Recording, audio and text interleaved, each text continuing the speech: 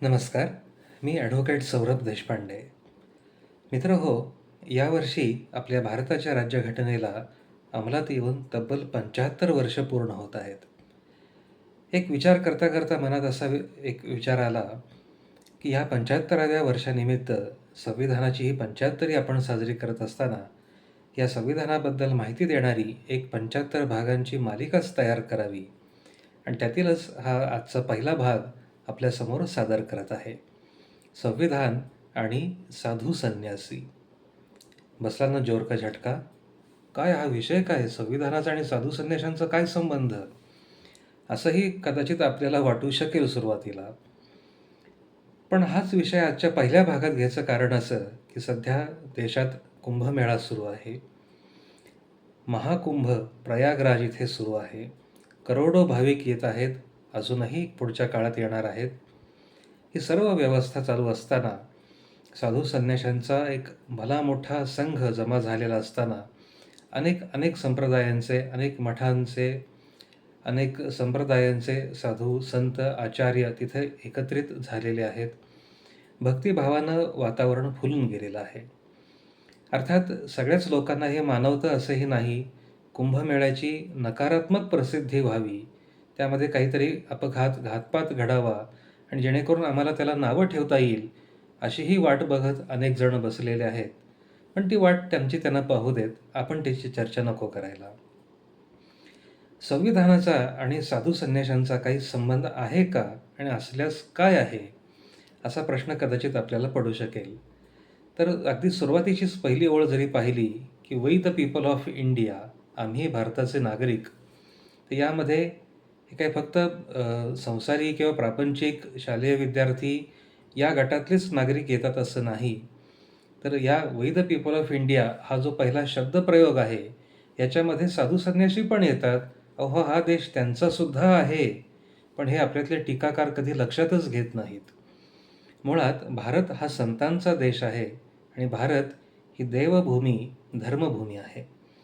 मी एका भाषणात ऐकलं होतं, स्वामी विवेकानंद एकदा सांगत होते, की जगातल्या प्रत्येक देशाला एखाद्या खोलीचं स्वरूप दिलं, की कुठला देश म्हणजे एखादा दिवाणखाना असेल. जसं घरामध्ये आपल्या असतं एखादा खोली, दिवाणखान्याची खोली असते, बेडरूम असते, स्वयंपाकघर आहे. तसं एकेका देश हा वैभवशाली देश हा एखाद्या समजा दिवाणखान्यासारखा धरला, तर भारतातही देशाची जागा ही जगाचं देवघर समजावं, असं ते प्रतिपादन स्वामी विवेकानंदांनी केलं होतं. भारत देश ही जग हेच आहे समजा एक घर मानलं, तर त्या घरामध्ये भारत देशाचं स्थान हे एखाद्या देवघरासारखं आहे, असं स्वामी विवेकानंद एका भाषणात म्हणाले होते. भारत देश ही मुळात एक देवभूमी आहे, संतांची भूमी आहे. त्यामुळे we the people of India, आम्ही भारताचे नागरिक, या शब्दप्रयोगामध्ये साधू आणि संन्यासीसुद्धा येतात, ज्यांनी सर्वसंग परित्याग केलेला आहे. रामचंद्रा तुझा वियोग, ऐसा नको रे प्रसंग, तुझसाठी सर्व संग त्यक्त केला. या ध्यासानं जे आपलं घर सोडून घराबाहेर पडलेले आहेत, एका विशिष्ट ध्यासानं त्यांची तपश्चर्या सुरू असते. हा देश त्यांचासुद्धा आहे आणि नव्हे नव्हे त्यांचाच आहे असं म्हटलं तरीही काही अतिशयोक्ती होणार नाही. त्यातही मागच्या काही काळामध्ये योगी आदित्यनाथांसारखा मुख्यमंत्री झाल्यामुळे काही जणांना तर फारच पोटदुखी झालेली आहे. कारण एक भगवाधारी माणूस चक्क मुख्यमंत्री होतो, कसं सहन होणार ह्या टीकाकारांना? म्हणजे टीकाकारांचं स्वातंत्र्य आहे, त्यांना काय हवं ते करू देत. आपण मात्र त्यातला चांगला भाग बघूयात. स्वामी केशवानंद भारती हे नाव घेतल्याशिवाय भारताच्या राज्यघटनेचा इतिहास हा मुळात पूर्णच होणार नाही. राज्यघटना आपण तयार केली, देशभरातले नामवंत लोक त्यासाठी जमले होते संविधान सभेमध्ये. घटनेची कार्यवाही पुढं सुरू झाली. वर्षानुवर्ष राज्यघटनेची अंमलबजावणी होतच होती. काही काळानंतर जसे अनेक वेगवेगळी राज्य सरकारं आहेत, अशा वेगवेगळ्या राज्य सरकारांनी काही कृती अशा काही केल्या, की ज्या विरोधात सर्वोच्च न्यायालयाकडे दाद मागणं भाग पडलं. त्यामध्ये एक प्रमुख नाव आहे, ते म्हणजे परमपूज्य स्वामी केशवानंद भारती यांचं. केशवानंद भारती हे नाव नक्की काय आहे? तर भारती हा एक संन्यास धर्माचाच एक प्रकार आहे.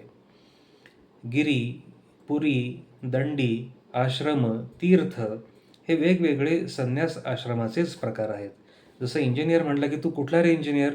मी मेकॅनिकल, मी सिव्हिल इंजिनियर, मी मरीन. मरीन म्हणजे मराठी मरीन नाही, इंग्रजी मरीन, समुद्रातला इंजिनियर.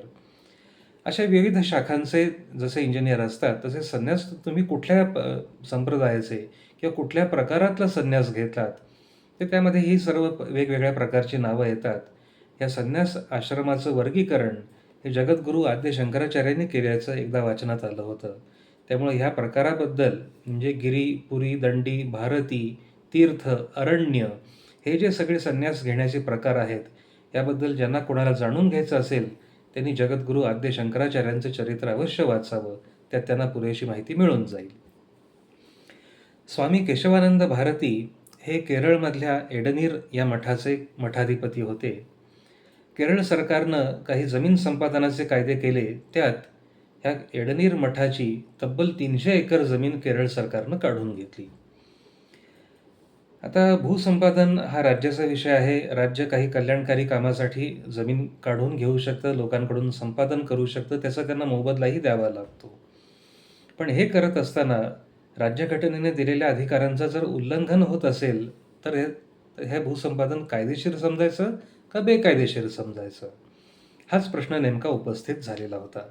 घटनेच्या कलम 25 अन्वये सर्व भारतीय नागरिकांना धर्मप्रचाराचं, धर्म आचरणाचं स्वातंत्र्य दिलेलं आहे. आपल्याला धार्मिक स्वातंत्र्याचा अधिकार आहे. तसंच कलम 26 नुसार धर्मविषयक संस्था आपण स्थापन करू शकतो. ज्या आहेत त्या आपापल्या रूढी परंपरानुसार पुढेही चालवू शकतो. त्या संस्थेसाठी चल अचल मालमत्ता मिळवू शकतो आणि त्याचं व्यवस्थापनसुद्धा आपण स्वतः करू शकतो. हे राज्यघटनेनं दिलेले मूलभूत अधिकार आहेत. मग जर त्या मठाचं उत्पन्नाचं साधन असलेली जमीनच काढून घेतली गेली, तर त्या मठाचा व्यवस्था चालणार तरी कशी? आणि हे घटनेनं दिलेल्या अधिकाराचं उल्लंघन राज्य सरकार करू शकतं का? शकत असेल तर हा अधिकार त्यांना खरंच आहे का? असेल तर तो कितपत प्रमाणात ते करू शकतात? असे अनेक कायदेशीर प्रश्न एकात एक निर्माण होत गेले.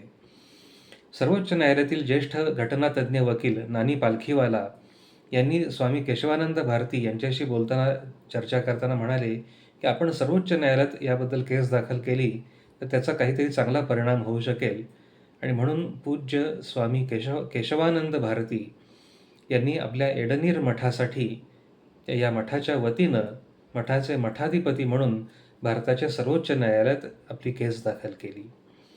स्वामी केशवानंद भारती यांनी ही केस दाखल केली. त्यामध्ये त्यांचे वकील होते नानी पालखीवाला आणि या केसमध्ये अनेक कायदेशीर प्रश्न एकात एक उद्भवत गेले आणि त्यातून हे एक जबरदस्त असं एक पहिल्यांदाच भारताच्या इतिहासात न घडलेली घटना घडली. ती म्हणजे तब्बल 13च्या 13 न्यायाधीश, सर्वोच्च न्यायालयाचे 13च्या 13 न्यायमूर्ती हे निकालपत्र लिहायला बसले होते. ज्याला इंग्लिशमध्ये फुल बेंच जजमेंट असं म्हटलं जातं. असं फुल बेंच जजमेंट सर्वोच्च न्यायालयाच्या इतिहासात पहिल्यांदाच लिहिलं गेलं. अर्थात 13 न्यायाधीश ही तेव्हाची संख्या होती. नंतर आता संख्या वाढलेली पण आहे न्यायाधीशांची.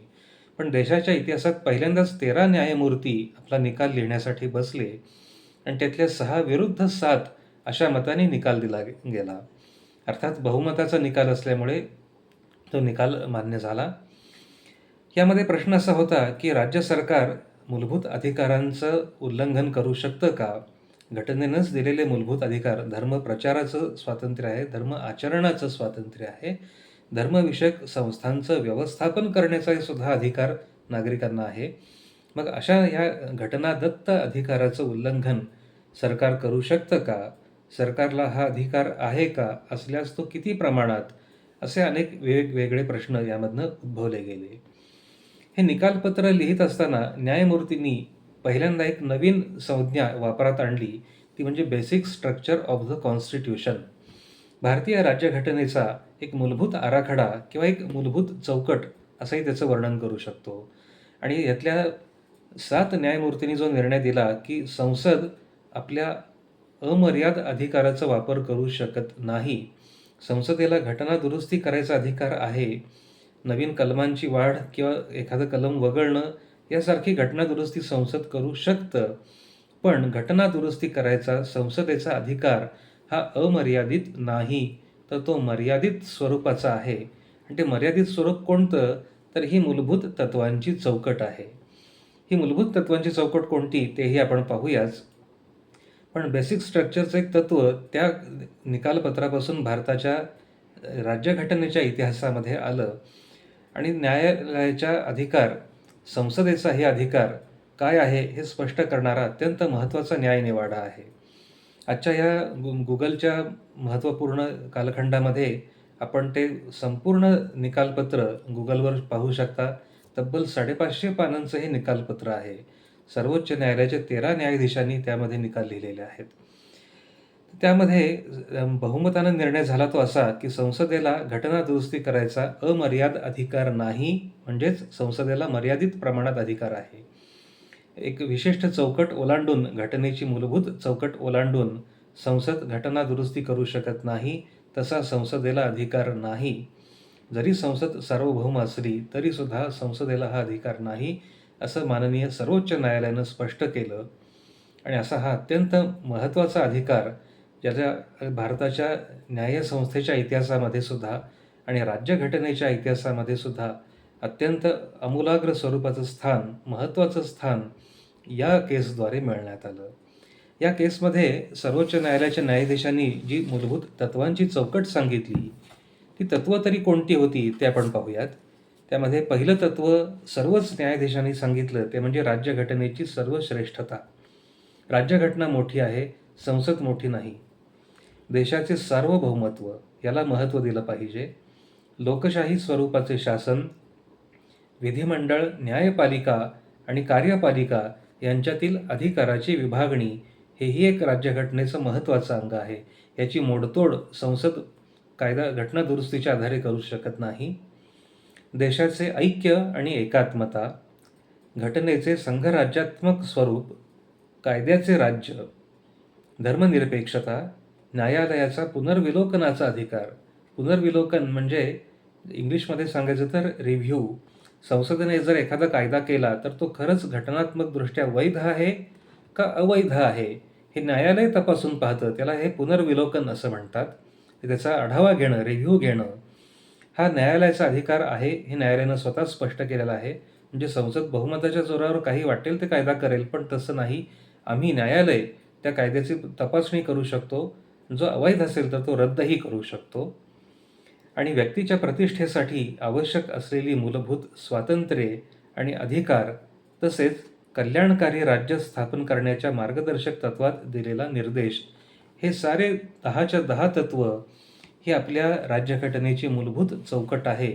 आणि त्याचा भंग होईल असं कोणतंही कृत्य किंवा कोणताही कायदा संसद आपल्या अधिकारात करू शकत नाही, असं सर्वोच्च न्यायालयानं यामध्ये स्पष्ट केलं. त्यामुळे संसदेच्या अधिकारावर अर्थातच बंधनं आली, मर्यादा आली.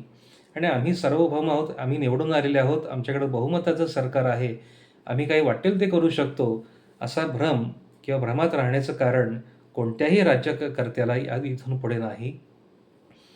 अशा प्रकारे भारताच्या राज्यघटनेमधल्या ज्या काही कायदेशीर प्रश्न उद्भवले होते, त्यांचं निराकरण हे एका संन्याशाच्या केसमुळं झालेलं आहे, स्वामी केशवानंद भारती. जर त्यांची ही केस दाखल झाली नसती तर मूलभूत अधिकारांचा हा गाजलेला खटला भारताच्या इतिहासात कदाचित झाला नसता.